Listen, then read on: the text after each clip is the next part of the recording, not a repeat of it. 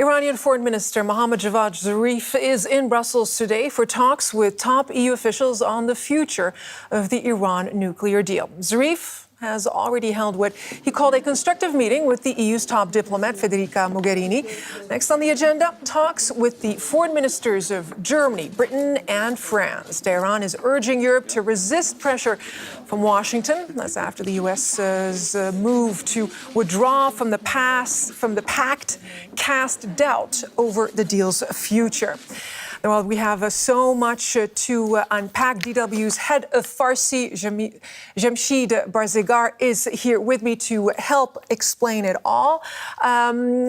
The problem now is that the remaining parties to the deal, Jamshid, are grappling with how to stick with it. They say they're committed to making this happen, but there are major complications.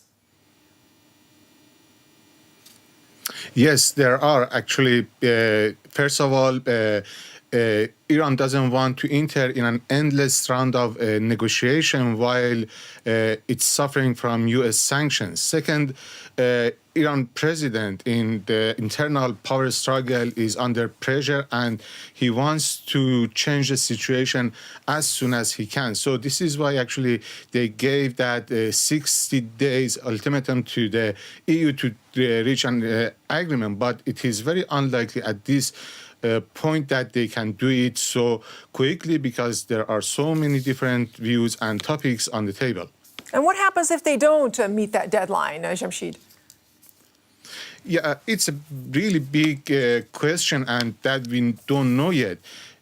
From one hand, Iran has said that if the negotiations with EU fails, then they have no choice rather than relaunch the nuclear program. But relaunching the nuclear program comes with its price. And if it happens, most probably EU will join the US and the situation would be worse. The other option is that Iran change its regional policies and missiles program, which is not promising at the moment. They refuse that, but it could be another option that most probably EU will pursue Iran towards that. So from the other side, Iran wants EU economical, first of all, and more importantly, and then political support to nullifying and deactivating the U.S. sanctions. But again, this would be really very unlikely without U.S. EU can do that and implement it. Right, because I mean the whole thing is that the EU finds itself in a bind. Although it wants to remain committed to this deal, the fact is these multinationals, the European multinationals, all these other firms, they will be hit by secondary sanctions. Exactly. As, for instance, CEO of Siemens today announced that there would be no new deal with Iran. And he said that we have to balance between our interests and our values. So it is a very clear signal and message because even in the past 2.5 years, when US was in the deal, European companies and banks were not able to invest in Iran and meet Iranian demands. So when US is out, so the situation would be much more worse and they wouldn't be happy to go to any new deal and face any penalties from US. So the deal is effectively dead?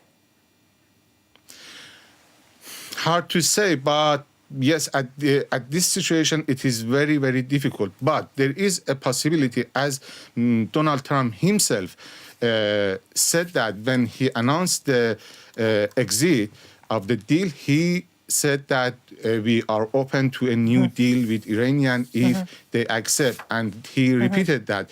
And this is something that in other words, even some European leaders like Emmanuel Macron said that and asked for a supplement agreement for Iran nuclear deal. So there is a possibility, but for the time being, they have refused that. Iranian refused that, but there is a possibility of that. All right. Slim chance there. DW's head of Farsi, Jamshid Barzegar. Thank you so very much.